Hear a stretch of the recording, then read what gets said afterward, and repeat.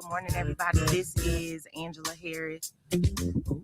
is Angela Harris filling in once again for Michelle Bryant. Michelle is enjoying a much well-deserved vacation, and we are wishing her some much-needed rest, and we promise to hold things down until she gets back. Good morning, gentlemen. How are y'all doing this morning? Well, I'm doing pretty well. I'm okay. Sinuses is clowning right now, so it got me feeling some kind of way. But I'm here. I think that's the consensus. Mine are bothering me Jeez. as well. DJ Clark King, how you doing this morning? Who you with? Who you with? Not Who none of you these with? sinuses. Get crunk. Who you with? Don't get me started. It's too early in the Look, morning. John, going Them back was the to the days. Matrix days. Listen, them were the, don't even get me started, y'all. We won't say no. We won't talk nothing about the education. We'll talk about the Matrix. But no, how you doing, DJ? I'm doing good. I'm doing good. I'm How good. you doing? I'm doing all right on this Wednesday. You know, Michelle is the only person that'll get me up this morning, especially during summer break. I'm a teacher on summer break, y'all. I should be at home asleep.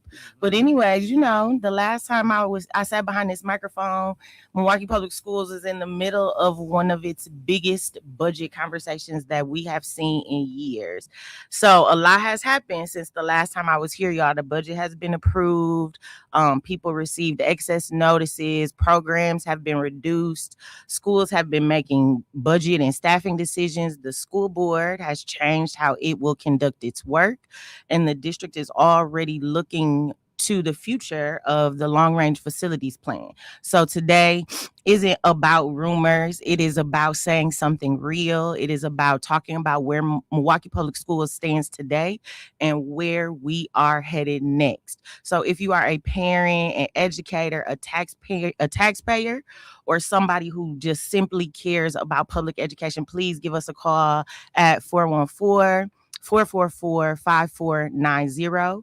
Again, that number is 414-444-5490. So we are going to start with the budget. And although the vote has been passed, it still is just beginning, and the impacts of that budget are still just beginning. You know, y'all, budgets are funny, right? Like people will say, budgets are moral documents. Budgets will tell us, you know, how we feel about things, what our priorities are. And I think the thing that often concerns me about MPS's budget in general, right, is that everybody pays attention when the budget is being debated. Everybody is involved. Everybody wants to have a say about how the money should be spent. But once the budget is passed, very few people are paying attention anymore. Very few people are actually concerned or even question how those dollars are being allocated, how they are meeting the students, right? And so once the budget is passed, that's actually when like the real story about the way the district handles things is it starts to happen. So Milwaukee Public Schools approved a budget intended to address a $46 million deficit while simultaneously protecting classroom instruction. And that is according to district leadership. But here's what educators and people on the ground are seeing. They are seeing schools having to adjust staff, losing assistant principals, right? Assistant principals were reduced. Departments at the district level were reorganized. And I think that that's something that I really want to talk to y'all about today. Some schools are being forced to make really difficult decisions about things like art, music, and physical education based on their staffing allocations. Support staff positions have changed, and many educators are asking, like, what does protecting classrooms actually look like? When we think about, you know, what it means to protect our classrooms, you would think that that would mean that the people that are closest to the students are the ones who are going to not be affected by any cuts, right? And when I say closest to the students, that doesn't always necessarily mean working directly in a classroom every single day. So we have we have programs like Black and Latino Male Achievement. And although those are not classroom educators that are sitting in the classroom every single day with students, they are a student centered position. They work closely and directly with students and staff. So when you have a department like that that is now facing cuts due to this budget, that negatively impacts the students. We also think about positions like paraprofessionals, right? And children's health assistants, social workers, behavior supports. Over the course of the last 2 years, we've seen continued cuts to our trauma support our trauma support specialists within the district. And what does it mean? When you have children who are experiencing a high rate of trauma, not having access to the very folks who are supposed to help assist them with that. These are, adults whose names most people don't know, right? They know the direct person that they contact every day at the school secretary, the school administrator's name. They know their child's teacher's names, but they don't know the names of these people that are doing some of this important work until they are no longer there, right? For us to lean on. And I know many people have concerns about changes that are affecting programs like BLMA, gender and inclusion, restorative practices, PBIS. And whether you agree or disagree with these decisions, they're worth discussing because these programs were created to address specific student needs. I believe we do have a caller on the line. Caller, good morning. Good morning, Miss Angela. How are you? I'm doing well. How are you doing? Who I'm speaking with this morning? This Kiki from the north side. All right, Kiki. And I haven't had a chance to eat my boiled egg and drink a sip of coffee, and I appreciate you, but we're looking for that question of the day from Jermaine Rideout. You just jumped right in. Oh, I did. I'm sorry. My apologies. No. And then my other question was, what's the best MTS K3 through 8th grade school that you would recommend for a young Black little boy? That is such a loaded question because I believe there are so many good options. This is what I always suggest to parents when they ask me. We don't have to go to the south side. Yeah. Yes. This is what I always suggest to parents when they ask me what school should they send their child to. What are you looking for in a school, right? What type of environment do you want your child to be in? Are you looking for a really strong school community, right? Where you have school staff that's been there for, quite some time. You have families that are coming back repeatedly to the school.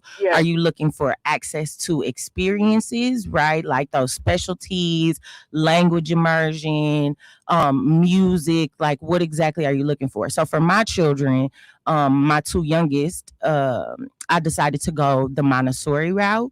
I believe that Montessori schools allow children to learn at their own pace, right? So if you have a child that is high functioning, right, they're going to be in a classroom space of multi-age learners, right? So you sent them to Craig? Montessori? They went to McDowell Montessori, in the old Juneau. Yep. And so the nice thing about McDowell also is it's a K through 12. I don't want to sound like I'm, campaigning for one school over another, but no. I was just looking at like the school he's in now. It is Montessori. However, I don't want him being the only one in the classroom. And I'm just thinking of Nolan Wales now, so it's hitting hard. And this whole Barack Obama phase that I was in, it seems like that's gone unless we do something in November. But I'm considering changing school so that he can still have a really good school that's on paper that looks good and the teachers are really good at what they do. But I'm now looking for that social piece of it and making sure I don't go wrong that route. So the one thing I would say about McDowell is it definitely has a very strong school community and culture, and it's also still a really diverse school.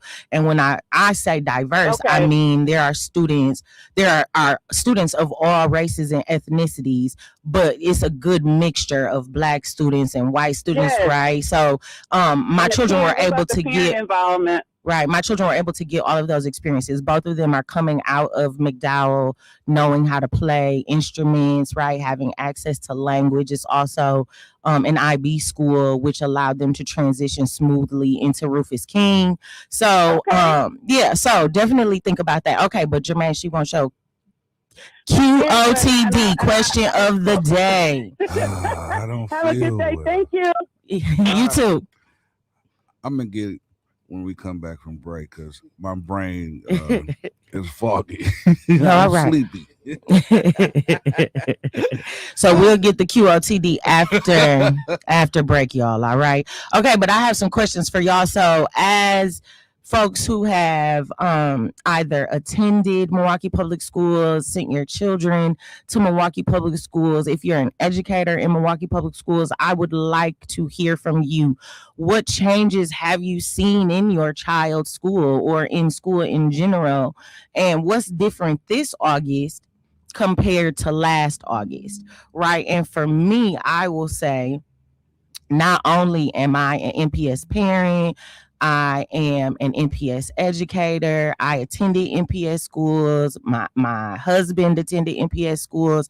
There are a lot of changes that I have seen in the district, even in my last 14 years as an educator. But from last August to this August, I would say, we were going through some tumultuous times with our previous superintendent. We had brought on a new superintendent who was kind of inheriting all of this mess. And I think for me, it was really important for me to give her a year to, see how she would handle things. And I think one of my biggest criticisms of Brenda Casilius is that she didn't take enough time to get to know our city before she started making decisions that were going to really impact the students and staff of Milwaukee Public Schools. I think it's very important when you're coming into a place like Milwaukee to really immerse yourself in not only the city, but the history of the city, understanding the city's culture, understanding how deeply segregated our city is, right? Understanding the relationship between the state legislature and Milwaukee Public Schools. I think that there's so many moving parts involved in our district that to just come in from the outside and to begin to make decisions is really not only unfair to her, but unfair to the students and the staff. I think that we have another caller on the line. Caller, good morning. Yes. Well, I was hearing about Donald Trump trying to get Hamas a chance to get it right, but he couldn't. So I don't know what's going on with that. I heard on the news this morning they keep saying one thing and another. I don't know. You were saying you were giving Donald Trump a chance to get what right exactly? No, I was just saying, like, Donald Trump was going on Facebook. I've been hearing rumors that he been posting stuff. That's what I was trying to refer to you, Mel. Oh, that he was posting stuff on Facebook about education? No. Oh, the Strait of Hum. Oh, I couldn't hear. Yeah, Strait of Hormuz. Sure. Okay. Thank you for sharing that. We're talking about education today. You have a great day. Okay. Bye-bye. So while Milwaukee Public Schools is doing all of these things, I recently saw a post from our district saying that they are recruiting teachers from Chicago Public Schools that have been laid off. We all are very interested in this topic. So while we're adjusting our own staffing needs, right? So the reason for the excess of a lot of staff was to cover our staffing shortages that exist in our schools currently. And so I believe that this is another one of the opportunities in their minds to shore up some of our shortages that exist in NPS. And so I think that this is something worth us talking about as well, because experienced teachers, there is a research that proves that the longer a teacher is teaching, right, the longer that they are engaged in teaching and become a veteran teacher, the better the students do academically. So there is proof, right, that we need experienced veteran teachers in our classroom. And so if talented educators are looking for work, Milwaukee Public Schools should absolutely tell its story, and we should be asking those teachers to come here and work for us. But here's the question, y'all. How do we recruit new educators while also making sure the educators that are here want to stay? So one of the things that was happening on the post was a conversation around MPS stating that the average teacher salary is $90,000. And so there were lots of teachers who were in the comments who were saying, like, I don't make $90,000, like I don't make close to $90,000. And I think it's misleading, right, to new teachers who might be interested in coming and working for the district. So when we say things like average teacher salary, that means that they take all of our salaries, combine them together, and they come out with an average. So that what that really tells me is that we have a lot of teachers in the district who are probably on the higher end of our salary schedule, which is pushing that $90,000 up a little bit. So listen, if you work in education in Chicago and you're thinking about coming to Milwaukee Public Schools, our starting salary is not $90,000. That is not what you will be making to start. I think it's important, right? Recruitment matters, retention matters, right? Keeping the teachers that are currently here, getting new teachers to come, culture matters, support matters, trust matters. But I want the educators that are listening this morning, if somebody asked you today, would you recommend MPS as a place to work? Why or why not? And if it's educators listening, please call in and share with us your why or why not. If someone asked me today, would I recommend MPS as a place to work? I guess I would say it depends on what you're coming to MPS to do. I think me as a person who is a abolitionist educator who believes in advocating for the things, the learning environments that students deserve, I do that in MPS. So it's not difficult for me to work for this district because I know that I have a voice. And if I want things to change, I know that I can use my voice to try to leverage that change. I think that if you find the right school, MPS can be a really, really great place to work.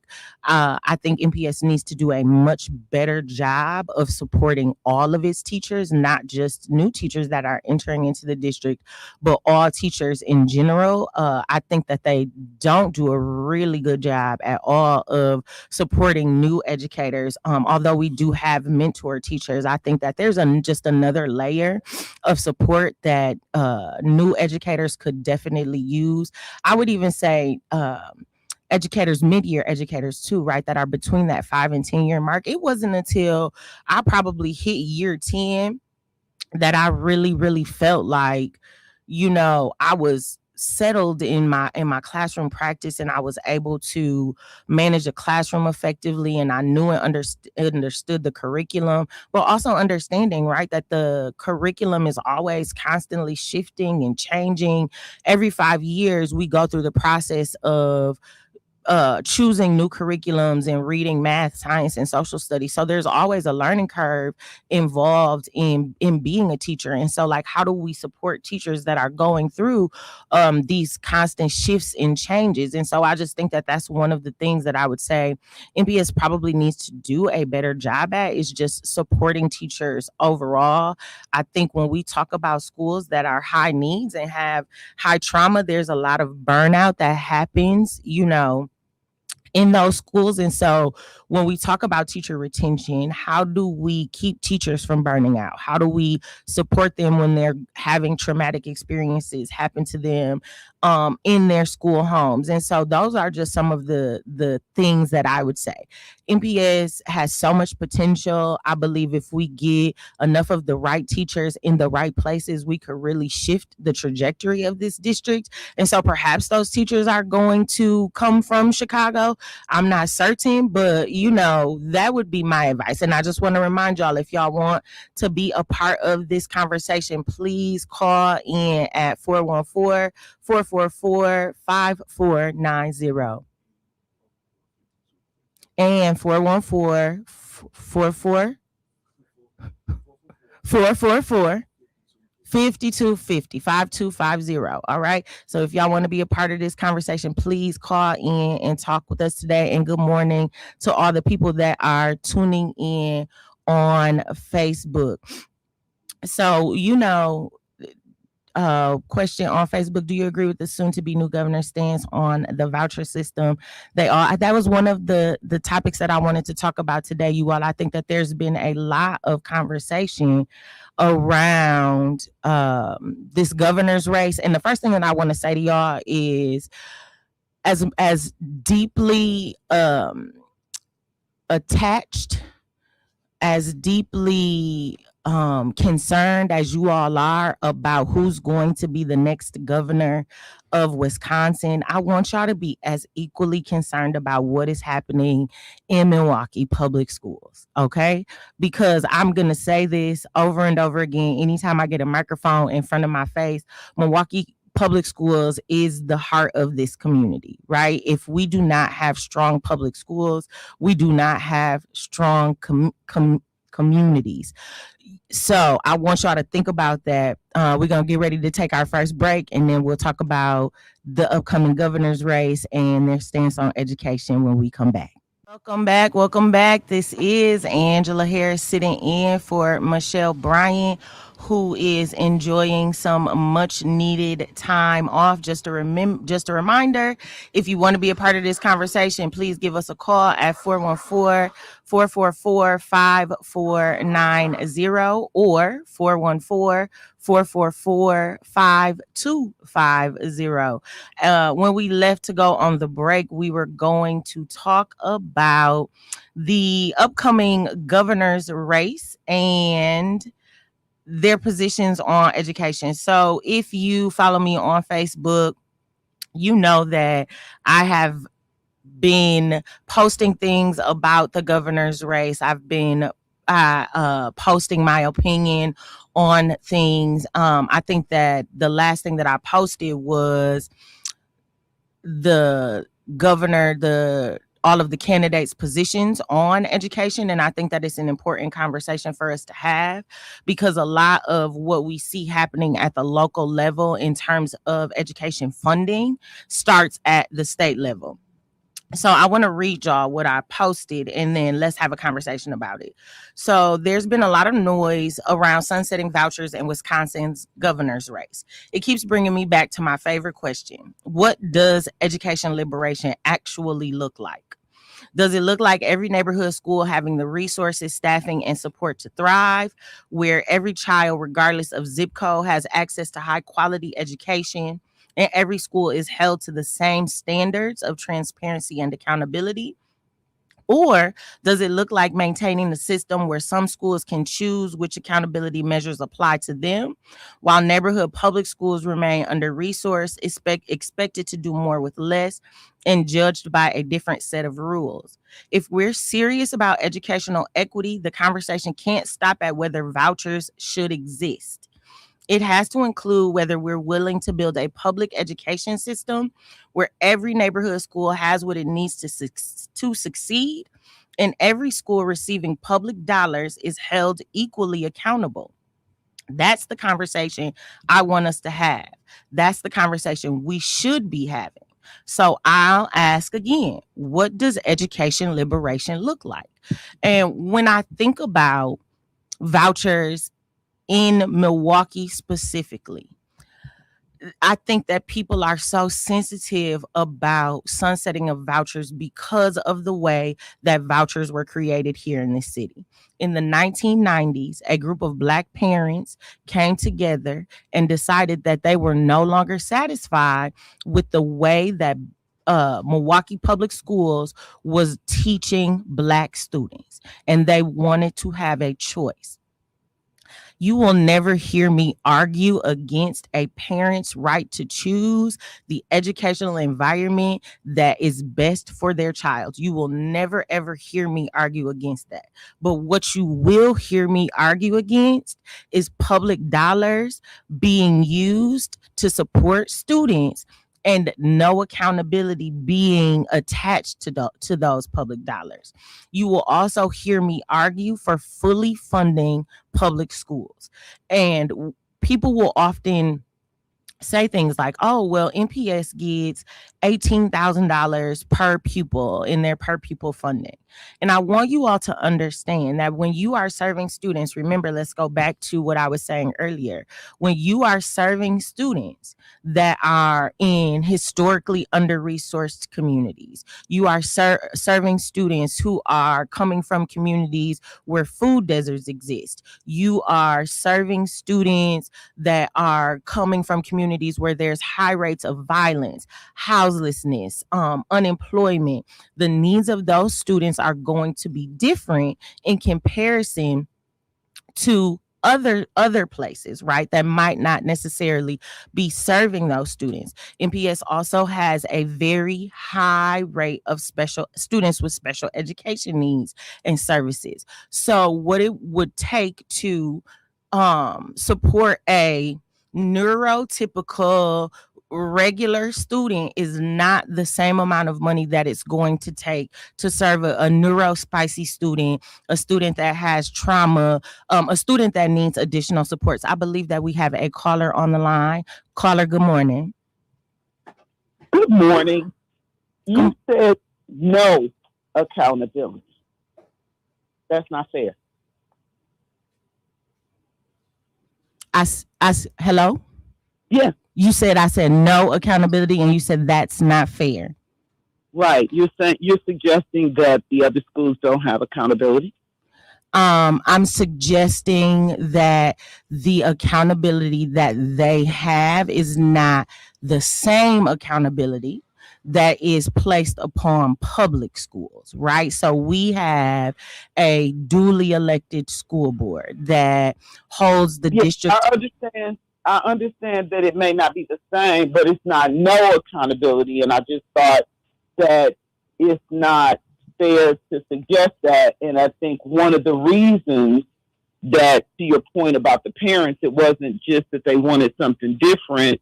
The educators in public schools, and whether it's a charter or whether it is a private school, the amount that is paid for the child is different, and the flexibility or freedom for the educators are also different depending on the type, whether you have a traditional public school or a public charter.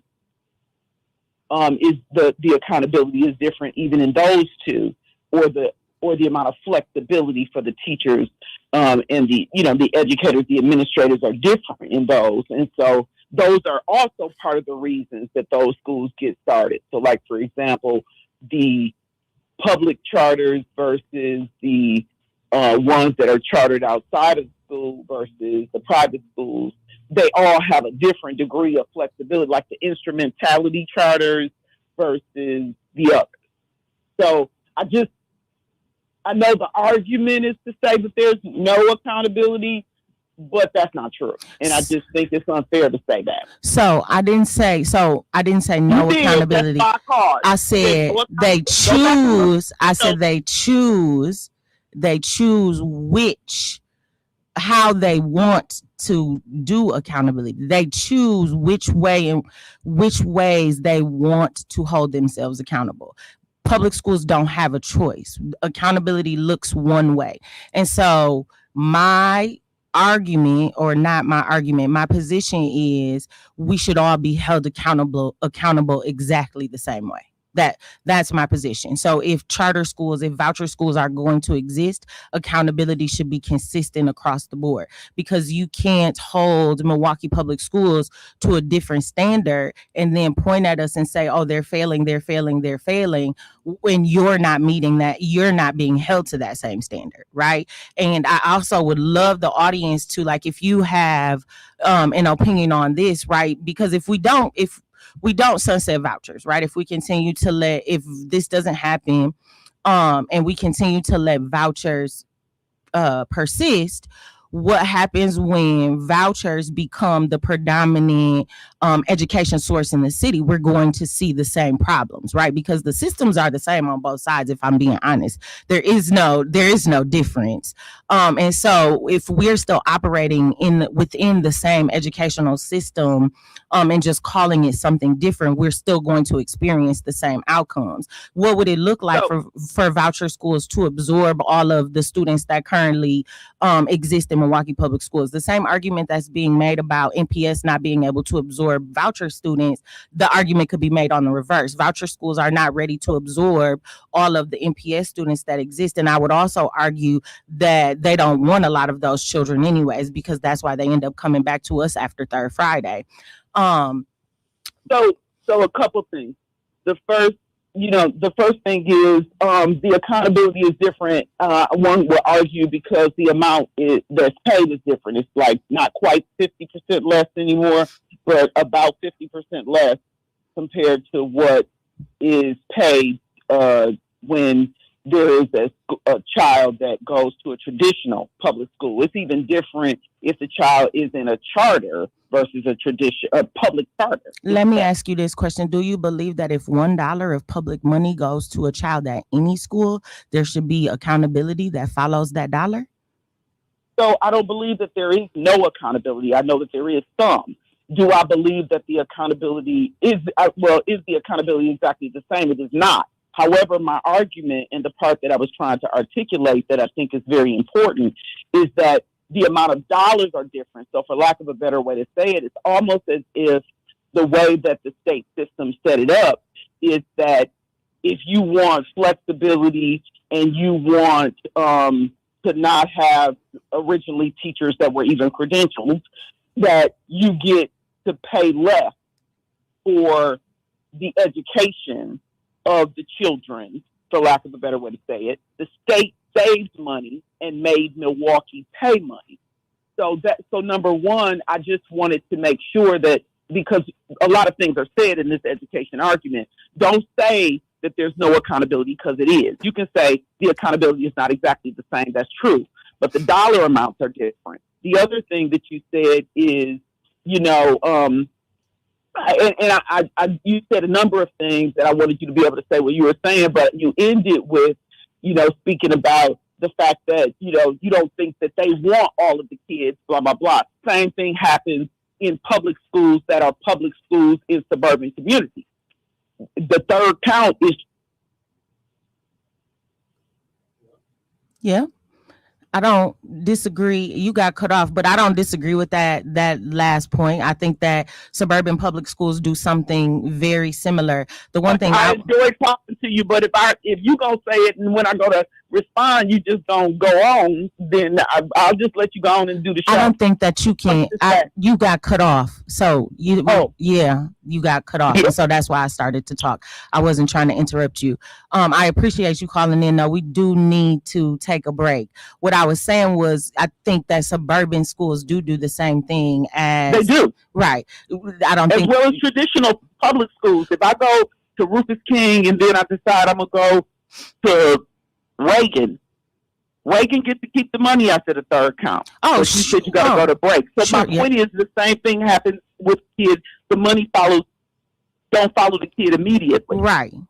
Yep. And I think we could talk about that. I want to talk about that after break too, like ensuring that the money is following the child after they move from school to school. But I think that's real. I hear you. But let you go on and do what you got to do. Thank you so much for calling in. I appreciate you. Do it in other schools. Okay. You're welcome. Bye-bye. All right, y'all. We are going to take a break and we'll be back. Welcome back, everybody. Just a reminder, if you want to be a part of this conversation, please give us a call at 414-444-5490 or 414-5250. Again, that's 414-444-5490 or 414-444-5250. And I promise you all, I am a good listener. I am. The phone was breaking up and I couldn't hear. I'm sorry. But there's a couple of things that the last caller did talk about that I think that we should continue our conversation with. Two things. She brought up the funding from the state, and I think that is one of the areas in which the candidates differ, right? One of the candidates has discussed fixing the flawed funding formula, right, which relies heavily upon property taxes to fund our schools. And I think that we have got to remove the connection between our property taxes and our school funding. And then the second thing that she brought up was this idea that money should follow the child. And I 100% agree with that statement, no matter where the child goes. Because one of the things that admittedly we will see in Milwaukee Public Schools is children who get what is called a central office referral, right? So they have incurred so many behavior infractions at their present school that it pushes them to central office to have a hearing. And in that hearing, it is determined whether or not that child can remain in the district or be expelled from the district. It has to be really extenuating circumstances for a student to get expelled from Milwaukee Public Schools. And so what tends to happen is they will end up floating them to another MPS school. And typically these are students who have high support needs. And when you have a student that has high support needs and you're moving them into a new school environment, without any additional funding, any additional resources, that puts an unnecessary strain on the school. We're not talking about students who are moving from charter back to traditional public schools or private back to traditional public schools, or even within the public school sphere that are traditional students. And even those students, the money should follow them. But a lot of times it is students that have very high needs, need high behavioral supports, right? And so when you're moving them into a new school environment but not providing that extra support via resources and funding, that, like I said, adds an additional strain on the school. That should not be happening. So, one of the things that I would like to see whomever, not Tom Tiffany, one of the things that I would like to see whomever becomes the Democratic elected governor do is to look at the funding formula, number one, and to also ensure that funding is following students wherever they go, no matter what the educational system would look like. I believe that there is a way to sunset vouchers in a way that is fair, in a way that respects parents and families, and pour back into our public schools, our neighborhood schools. I would love to see more untraditional school models, right? Within our school system, we can create choices for parents in a public school model. It doesn't have to be an outside voucher. Or if vouchers are going to continue to exist, the same level of accountability should be applicable amongst all systems. We have a caller on the line. Caller, good morning. Yes, good morning. Good morning. Thank you. Good morning, Miss Angela. Good morning. Good morning, Mr. Rideout. Good morning, man, Clark Kent. Good morning, Milwaukee. Tyrone W. speaking. Good morning, man, Debo. A couple different things. I want to ask you a question real quick. Is there anything saying that, 3 strikes and you're out in the current like 3 suspensions and you're out, or X amount of 72s and you have to be shifted to, I don't know what the disciplinary format is now. I mean, back when I was in, you got a 72. I'll tell you, I've gotten 72s for things I've done. I've gotten 72s for things I didn't do. I've been suspended for things I've done, and I've been suspended for things I didn't do. So, I'll let you answer that. Is it 3 strikes and you're out? Is that where we are now, or? No.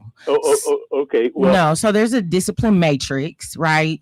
And it's based upon behaviors. Okay. So certain behaviors will, the best way that I can explain it is it's like tier 1, tier 2, tier 3, right? Okay. So like certain behaviors will fall in tier 1, which typically means like a suspension, like between 1 and 3 day suspension. Right. Then there's behaviors that will fall in that second tier, which could be a 5-day suspension or a central office referral. Okay. And then there's like the third tier, which is like automatic central office referral that could either lead to expulsion or school change. Yeah. School okay. transfer. Okay. Yeah. Yeah. I'll touch. Okay. Well, thank you. That clears that up. But now I'll say this. Well, any day. Well, I mean, 3 day, 5 day. Most of my students are 3 days. But I mean, if the schoolwork doesn't follow them well, that's basically they're behind when they come back. It's almost like a 3 day vacation because you're doing whatever you're doing at home or whatever. But you're suspended for 3 days. 5 days. I never had a 5 day one. I had a couple 3 day ones. But you come back and you're still behind. I mean, you're further behind. You're three days behind. So it had, you're talking about hiring. There's a lot. There's so many layers to it, Miss Angela. It's got to be a caring position. I remember a lot of my teachers really cared over the years as much as I've traveled and stuff there. Then you had some that seemed like they were there for the money. Oh man, I keep forgetting, man. He was my shop teacher. Eddie was my science teacher. Man, every time I would walk, I know I was, relative. I'm a black Cherokee, and I'm kind of like a peanut butter red, And the old boy's head would get big, and his ears would turn red. I'm like, man, what's wrong with you?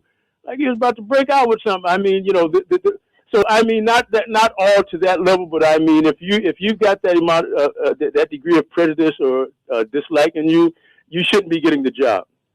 So I mean, it has to be. You have to know that you're going in dealing with human beings with different types of elements and issues going on, and the pay may not be what you think it's going to be or whatever, but it has to be caring from the beginning, and then you let your money fall where it may, on your credentials or your capabilities are, and things like that, what you're qualified to do. But yeah, so it has to be, a caring position, and I don't know, it's especially now with all this different stuff out here, vaping and stuff, they're full of smoke and stuff, and their brain is fried all summer because they done smoked all this stuff. Man, it's just a very difficult challenge to say, well, how can I meet you midway where you are with all the different things you're doing, smoking, tobacco, nicotine, vaping, plus dope and all this other stuff. I mean, it's boyfriend, girlfriend challenges, all these different things, it's just a whole lot to put on the plate of a teacher there, but that's what they're dealing with.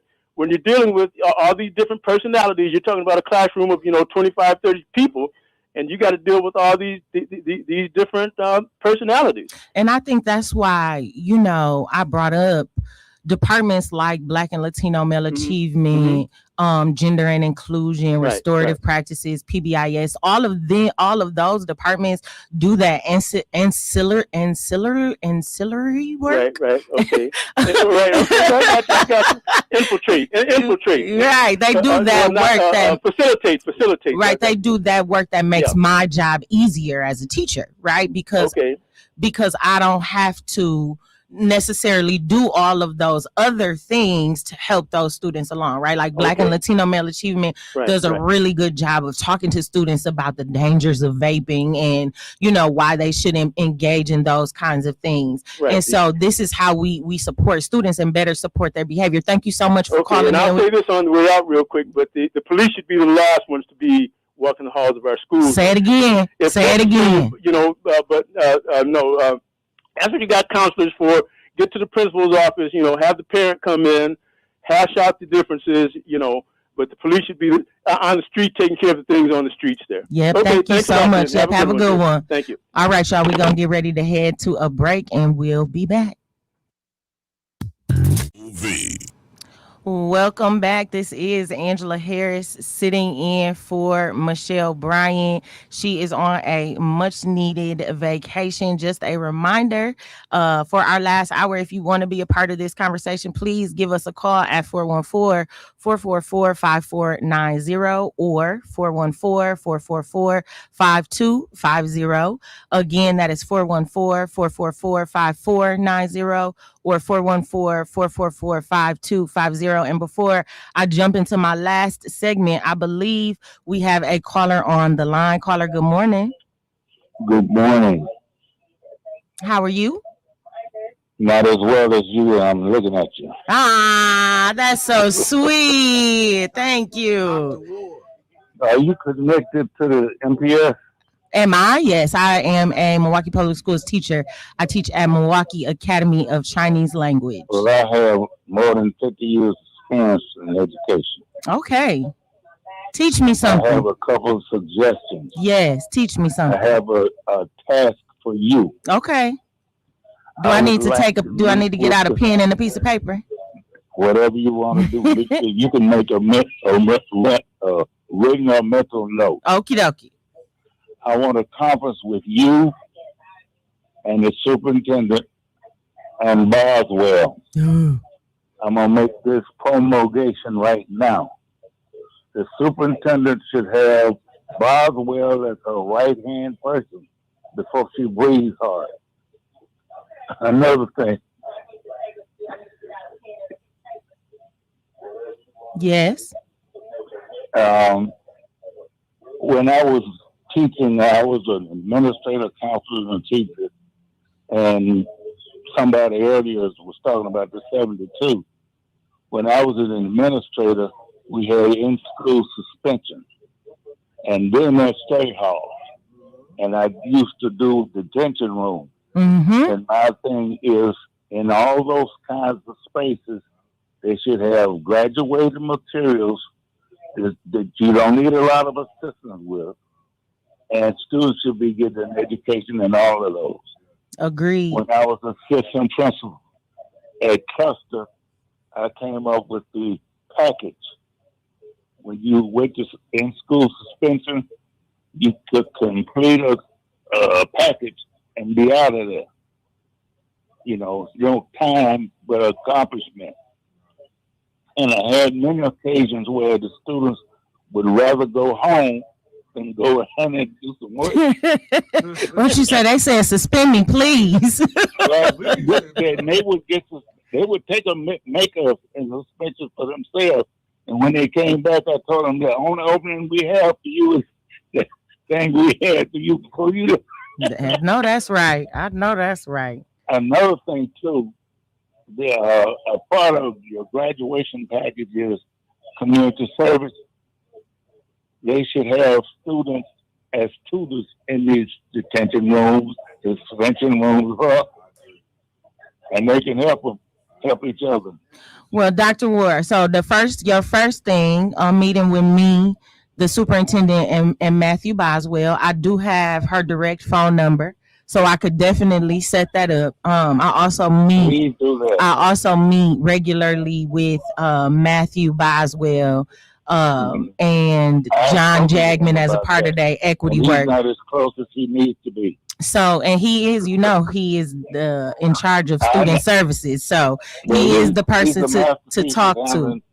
And he has a very good connection with the community. Yes, he does. You are exactly right. I appreciate you calling this morning. Thank you so much for sharing your knowledge. And you have a good one. You have a good one also. And I love what he said about I don't know if we realize this, but school suspensions is time out of school. That is instructional time that is missed. So if a student is out of school for 1 day, 3 days, or 5 days, that is instructional time. And we are talking about children that are already coming to us with academic deficits.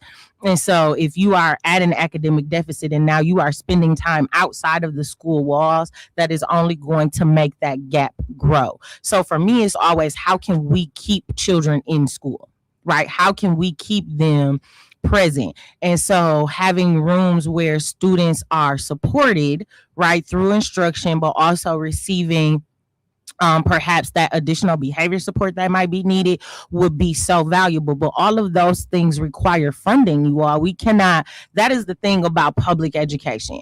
We are asked to do so much with so little. Staffing is required to cover those rooms. So that means that you need additional support, whether it's a paraprofessional or a teacher or some staff member that's going to be able to staff that room.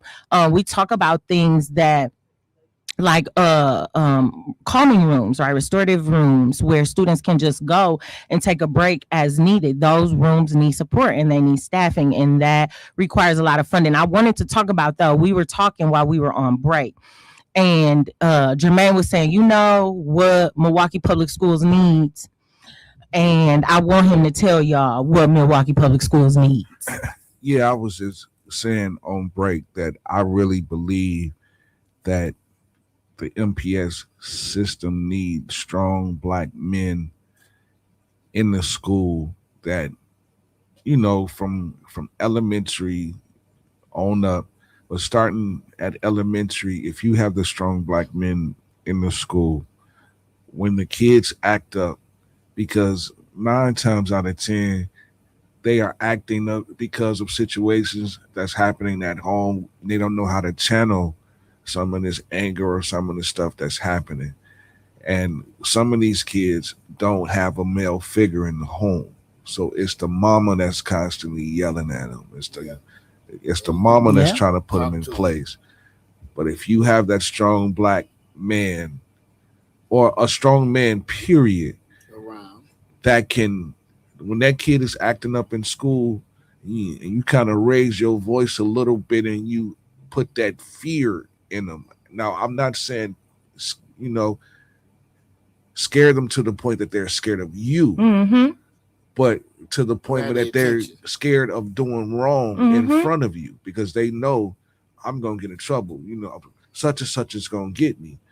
And it's just the fact that I know it to be true, because I've seen it, that when you have kids that's acting up and they wilding out, and that man said, hey, they straighten up, or don't you do that, and they go on about their business, whatever. It's that man, it's that strong voice.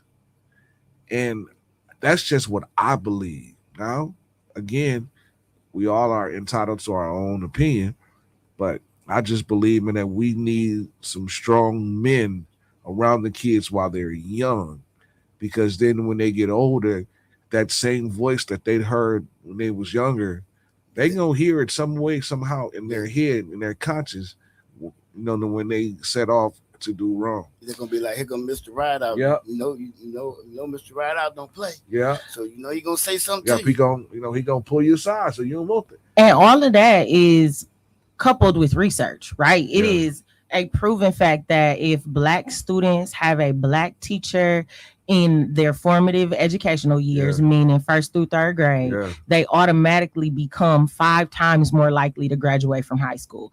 And that percentage only goes up based upon the more Black teachers that they have, and particularly Black male teachers. I can remember when I started working at Dr. King, MLK, shout out Dr. Martin Luther King Jr. Elementary School, the African American Immersion School. I'm going to always shout out that school every time I open up my mouth, because I don't know if y'all realize what a gem Dr. King actually is. It represents one of the only public African American immersion schools in the United States of America. And so that is something that I'm always going to champion. But when I first started at that school, we had 8 or 9 Black male teachers. That was the most Black men I had ever seen working in a school. We had 2 Black male administrators. That was the most Black men that I had ever seen working in a school building before in my life. And it was such a beautiful thing to watch, because Jermaine is right. The relationship that Black boys have with Black men is very different than the relationship that Black boys have with Black women. So I'm often looked at as the mother, the auntie, the granny, right? And they look at Black males as bro, right? As big bro, as unk. And so that relationship, that feeling is very different. I have had Black boys, even my husband, right, who is not a school teacher, will come in, and he coached the basketball team at MLK, and the boys will straighten up. They be acting up in the hallway. He walk in the building, he just be like, hey man, and they straighten up right away. And it's like, there's just this difference. And I also say, like, you have to see it to know that you could be it. Right. And so if I see a Black man standing in front of me, educating me, I know that I then in turn can be a Black man that stands up one day and educates someone else. Right. Listen, one thing I found out, and I know this to be true. Nobody cares what you know until they know that you care. Hello. So if you show them love, and even from the biblical standpoint, with love and kindness will I draw. So if you come to them with love, but still firm with it, like, hey, listen, man, I want to see you be successful. I want to see you be some in life. But in order for that to happen, you got to start now.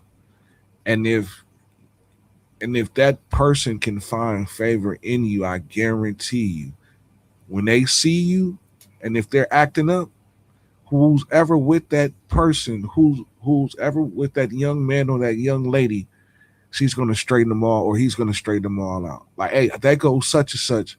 Y'all, let's not do that in front of him or her. Yeah. And after a while, it will become the norm of not doing. Yep.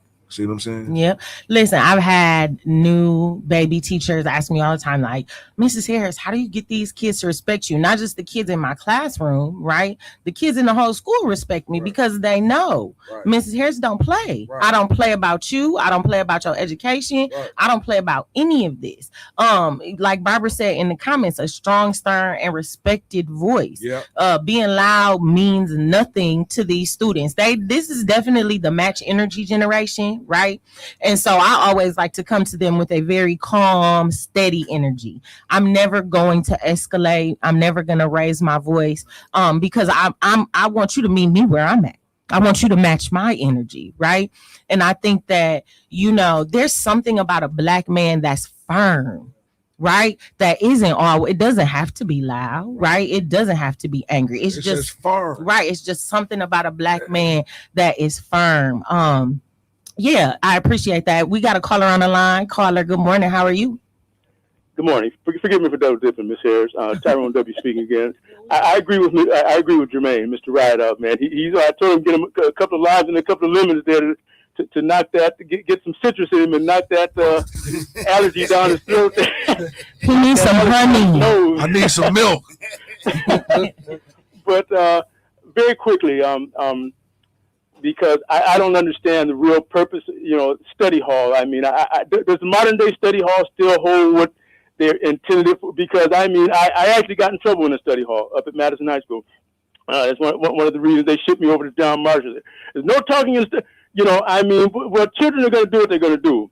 They're going to talk about what they want to do after school or, at lunchtime or whatever there. But it makes it seem more like a prison, study, and the teacher or the attendant was just sitting there, and there was talking going on in the back. But me and at that time, Terry, we got singled out. No talking in study hall, and we was like, well, it's just talking about lunch, and things like that. So, but anyway, is it really serving a purpose, or can that hour be used to be allocated for something more positively? And I'll listen to you over the air. Thank you. Forgive me for double dipping. No, you're all right. Wait a minute, Tyrone. He hung up. First of all, study hall was really designed for people to get your homework and stuff done. Right. And if you needed help while you was in school, you can use that study hall moment to actually work on your work from your prior classes, or if you had it before a certain class, you can get the homework done that you didn't finish at nighttime. But then also you got a study hall person that's sitting in study hall. To me, instead of just sitting there and watching they read, if one of them kids asks for help and they don't know, you need a study hall teacher in there that knows what they helping with their work, instead of just sitting there reading the book, because that's what we had. Well, yeah, that kind of works two ways, because with the study hall, they kind of want you to do your work, and if you need help, to ask for help. So I do understand that aspect of it. So it's not called study hall anymore. It ain't called study hall? No, it's called... we old, Clark. Yeah, y'all old school with that study hall. It's actually called advisory, right? So students can have an advisory period. Wait, what is it called? Advisory. Too long. Who's gonna say that? I'm going to advisory. Yeah, no. So I mean, the students get used to it. They say it, but advisory is essentially what y'all are saying. But it also allows them to go get help from other teachers, so they don't necessarily have to stay in that room, right? So, like, say for instance, my youngest daughter that's in middle school. She needed extra help in science for her advisory. So she would go to her science teacher during advisory. She wouldn't stay in advisory. So even if that science teacher is teaching? No, the teacher has to be available, right? So the teacher has to be available during your advisory period in order for you to go get additional support from that teacher. So how do that work if you have advisory first hour? Right. Yeah. So then those students kind of lose out. Yeah. Right. They lose. So that makes no sense. Right. So advisory is still like traditional study hall in that sense, right? Where you go, you work on extra work, extra assignments. Now you could always communicate with your teacher and say, hey, I want to work on my missing assignments during advisory, and then you could go get those missing assignments. But being able to, I think the most impactful things for students is being able to have that one-on-one support from the actual teacher. That's why study halls didn't always work, because you have a person in there that might not even necessarily, like if I need help in algebra, right? I need help in algebra 1. I might have a study hall teacher that doesn't know anything about math. So how am I getting that extra? How am I getting that extra help? Well, actually, your study hall, that person that was at the desk was really like a babysitter. Right. So in reality, they wasn't there to help you. They was there to watch you. And I think that's why the district moved away from this idea of study hall and more along the lines of an advisory period, because you not only just your teacher, you could go to the guidance counselor during advisory. I mean, the school counselor during advisory. You could go to college and career. You don't have to stay in the room. You don't have to stay in advisory. You don't have to stay in that room. And for some students, like my middle daughter, she's a very high achieving child. Her advisory period is typically spent, like now she's prepping college applications and, submitting scholarships and stuff like that. So it really gives you an opportunity to do the things that you need to do or want to do. I think I'd have chose the one to do. I'd have been on my phone. No, but you can't be on your phones. And then we haven't even started talking about the new cell phone policy that's going to come down. But we have a caller on the phone. Good morning, caller. How are you?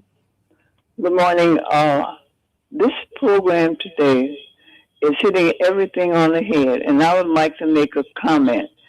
And it's good that some of the Afro-American well-known men are calling in, because they got it together this morning. And I never called the show because and the sister's right on time.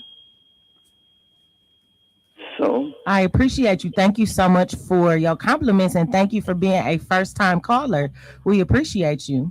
I'm not a first-time caller, but this one really caught my attention, because every one of those young gentlemen that called this morning, like Boswell, Mr. Douglas, those people will remember it.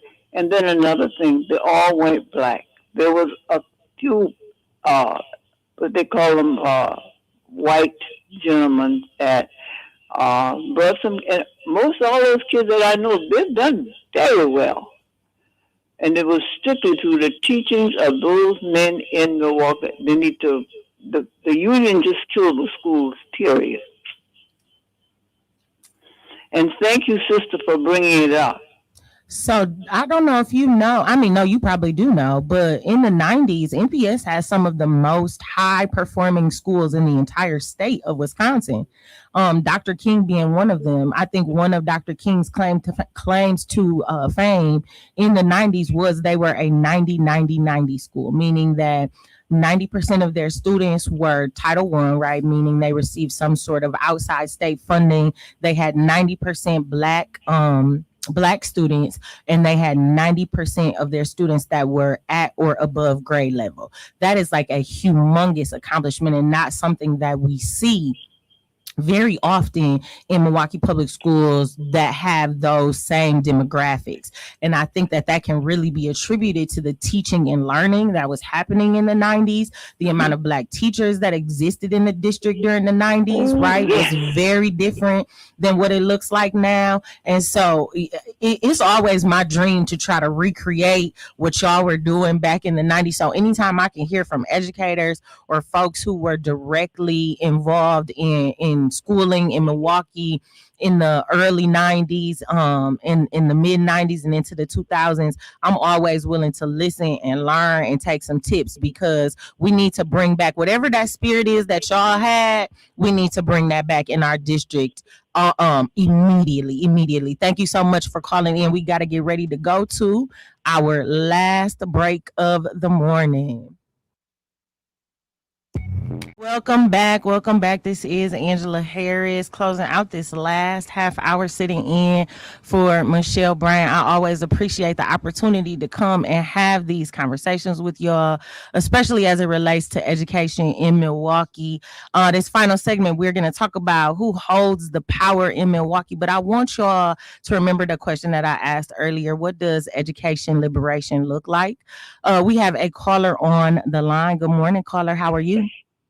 I'm fine. How are you this morning? I'm doing well. Okay, I was listening to what your conversation was, and I had to call in because I heard a lady say something about unions. Yes, ma'am. That they were the cause of whatever the dysfunctions of the school kids. I don't believe that, because I went to school here all my life. I'm 77. I went to kindergarten on up, and like I say, it was a good system, but a lot of white people stayed down here before they did all the nice of the city, building up the expressways to move them out. And they had, the people that was moving out had signs to say, we're not moving to suburbia. We like it here. But that was the racial divide. And then my kids had to be bused out to school because that integration stuff. And so they were bused out, and they told us we had to pick a school, or else they were going to pick it. And so it was a lot that went on that I did not know. And because we don't study politics like that and civics and stuff like that, I had to learn it all when I got grown. I don't know it all, but I can see what happened to this city to deny it. And to say Black people are your crime, and we got the crime here, but the houses are dilapidated. All this was politics. And so had we been more aware, I think we would have been more in politics. See, my husband was very aware, and he came from Tennessee. And so I was mainly here, so my parents never talked. So we never understood what was going on with us as far as racially. But anyways, I worked for Rockwell. It was out in Bradley then. We had a union. We fought. We marched for benefits. And that's how we got the benefits. And so to say, get rid of your unions, that's what the companies did. That's when they outsourced the job. They were busting unions, and they busted teachers' unions and everything else, because you could ask for affordable wage. And plus you go to school, get a big education. You know what I mean? I don't see why people, you got to watch, what your people doing that's over the union, like your presidents, this and that. But we have to get back right, because I'm going to tell you who the leeches of the government is. A lot of the big politicians, they're the leeches. I don't disagree. I don't disagree with any. I want to say that. Yeah. I don't disagree with any of what you are saying. Thank you so much for calling in. Okay. All right. I will say this. I think that there is an argument to be made about the impact that the union had on the number of Black teachers being in a specific building. So something that I think negatively impacted Black teachers was the union fighting for there to be an even disbursement of educators across the district, meaning that one school like Dr. King that had 90%, 95% Black teachers at one time couldn't do that, right? They wanted to make it a more equal disbursement of teachers. And so somebody could consider that to be harmful. I'll say this, the union does a really good job of fighting for bread and butter issues, and that's a union's job, right? To make sure that people are paid well, that they have fair, stable, healthy working conditions, right? That is the job of the union. The Milwaukee Teachers Education Association proclaims itself as a social justice union, though. And so when you start to delve into issues of social justice, then we have to start having conversations about equity, about racial justice, about culturally relevant teaching, anti-bias, anti-racist teaching practices, all of those things that come along with social justice, and really advocating for the community and not just the benefit of the teachers. And so I believe that that's one thing that they could do better, right? We would be having a lot more different conversations if we had a union that is almost, at this point, I am a member of the union. I always like to be transparent. We have a union that is almost 6,000 members strong. And so if we had 6,000 members showing up to advocate for learning conditions where Black students were thriving, there's no doubt in my mind that would actually be occurring, right? And so that's just what I'm going to say about that. I think that there are definite benefits and power to a union, and I think that we've seen places like Chicago, Los Angeles really fight for the common good. Their teachers unions really fight for the common good and lift up entire communities, and I just want to see the same for us here. You know, we've spent some time talking about the district budget, and I just want to shift us real quick before we get ready to go to talk a little bit about governance. So, you know, budgets are one thing, governance is something completely different, and we are getting ready to go into another election cycle for school board members. And very much like this governor's election matters, our school board elections matter equally as much. We do have a caller on the line. Good morning, caller. How are you? Not bad, and you are. I'm doing well. I just want to say that I want to say amen to what Dr. Rideout said earlier. And I want to pat myself on the back a little bit. I had two students who gave me the best compliments I've ever had. One was named Annette Pfizer, the late Annette Pfizer. She told me, Mr. Ward, you know you're the daddy for the whole school. Aww. And this other girl, Selena Slocum, gave me a class picture. And on the back, she said, to Mr. Ward, a teacher who will teach you whether you want to learn or not. And another one, I was walking down the hall on hall duty, and the dude was behind me cussing. And another student told him, F Mr. Ward. F Mr. Ward with his fat tie wearing ass. And what I learned from that was not to wear fat tie. What you say? I'm not gonna wear that again. Yeah, but I take that in humor, you know, and I allow any student to talk to me like they want to talk to me, and if I can't out talk them, it's on me. And y'all have a good one. Oh, when I was doing the detention room, Gloria Erkin, who was the principal of Vincent at the time, she would bring materials for the detention room so we could get some work for all the students. And then when students went to the detention room, teachers were supposed to send them work. And as substitute teacher, I found out that teachers were not sending them work that fits. That's why you need to have your own materials there. And y'all have a good one. You have a good one too. Thank you so much for calling. You know, one of the things that I keep hearing consistently is that you all prioritized learning. You know, back in the day, whether it was in school suspension room, detention room, whatever it was, the leaders that were in charge of those schools, the teachers in those buildings decided that even though this child had this behavior infraction, something happened that caused them to have to be in school suspension, they still were going to learn. And I think that that's something that we need to get back to, is really prioritizing the importance of learning, no matter what, right? No matter where the student is, you know, no matter what the behavior looks like, we need to make learning a priority for them. I so appreciate these lessons that I'm getting this morning. We do have another caller on the line. Caller, good morning. How are you? Caller. Good morning. Good morning. Good morning. Yes. I hear y'all talking about a lot of things, and we have a lot of fires we need to put out. We got a lot of feelings we need to hurt, and we got some major reset buttons we need to hit. My question for you is, why do you feel within the Black community that a lot of people really don't want to be brutally honest with their people?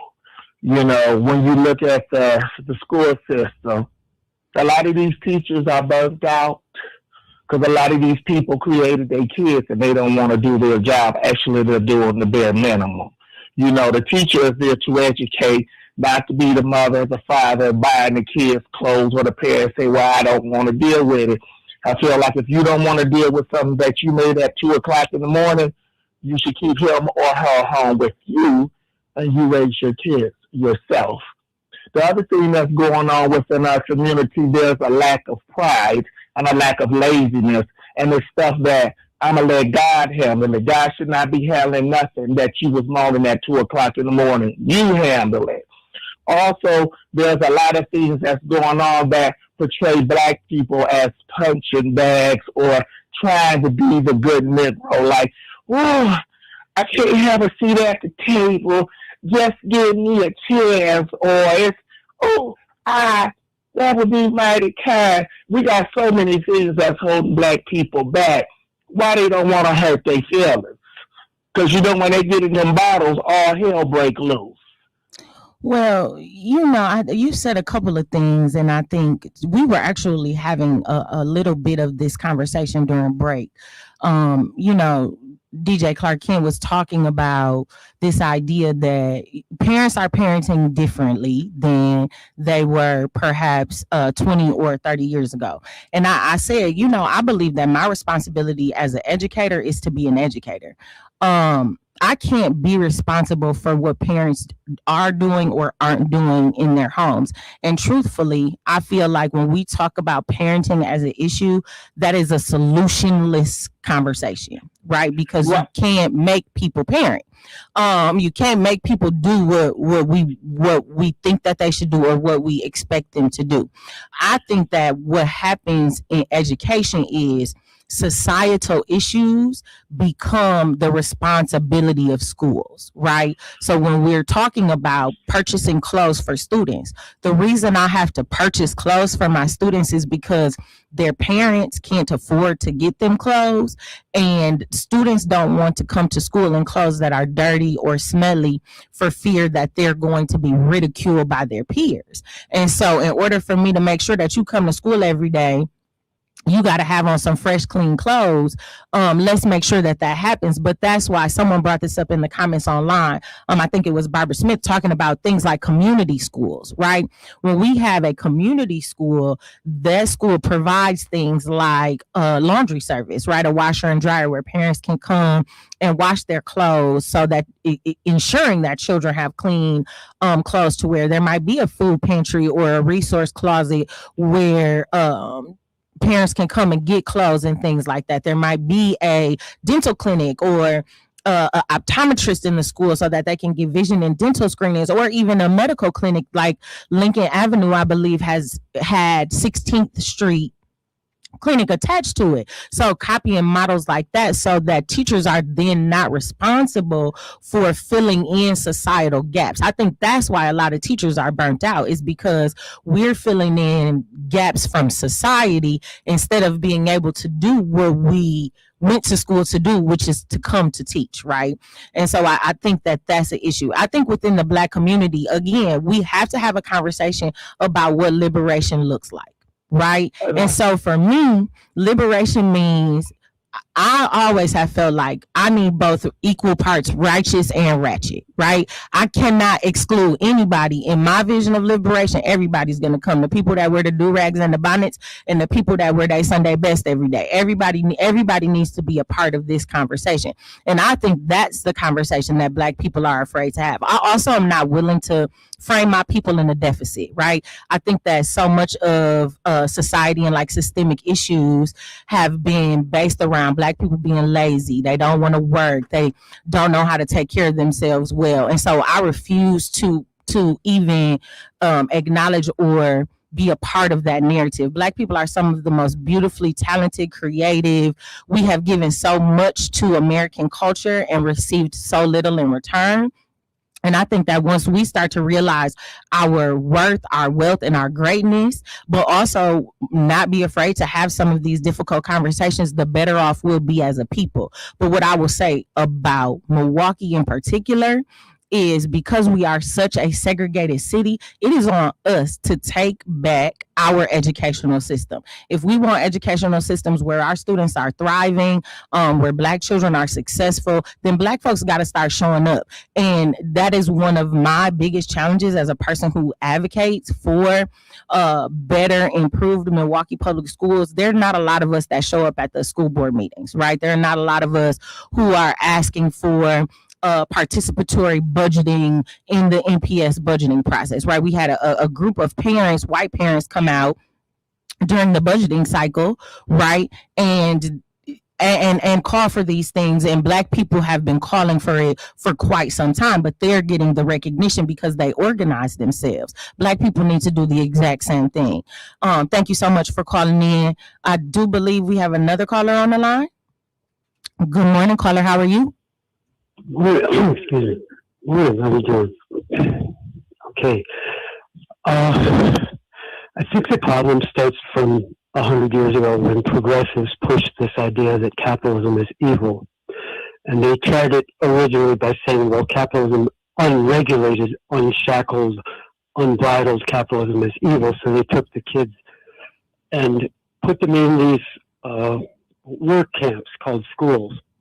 But instead of that, the talent you were just talking about a couple seconds ago is inside of every kid.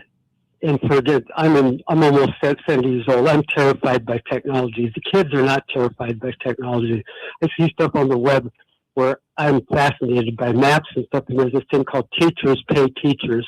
It's a beautiful website where there's all kinds of maps and stuff. I'm not part of it, but as a consumer, I see it. And there's tons of opportunity for the schools to leverage kids organically brought up in a tech world, which old guy like me is so intimidated by. Now just imagine all the kids out there that are, to my mind, geniuses. I don't care what ethnicity they are. They're all geniuses. But it's stuff that they know that comes from their internal growing into a society that you and me, well, maybe not you because you're younger than me, but especially my generation, I have to work I have to work really hard to catch up with those kids where they could look at me. If I gave them all of my stuff I've saved on some site, I have no idea how to even get into my stuff. Yeah.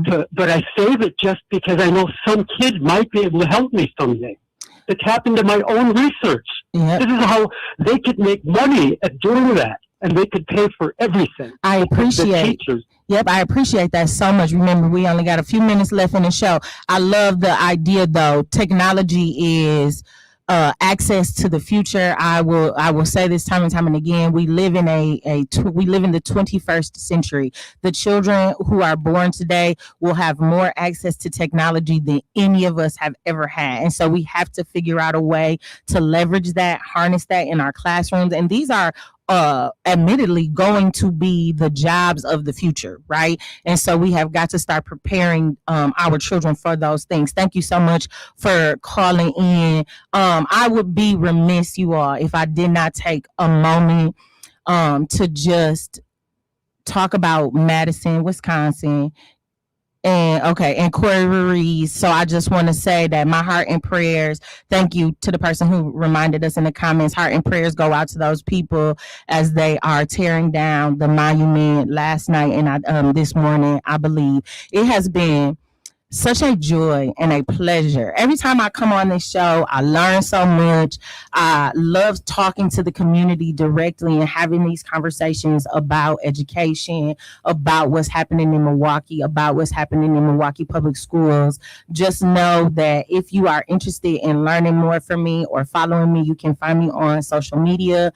Angela Harris. I am on TikTok, Instagram, Facebook and YouTube, The Spicy Teacher MKE. I want to thank Michelle for reaching out to me and providing me with this opportunity yet again. Thank you to my navigators, Jermaine and DJ Clark Kent, for assisting me this morning. Thank you to everybody that called in on the show, and I just so appreciate this opportunity. Thank y'all so much, Milwaukee. I'll talk to y'all later.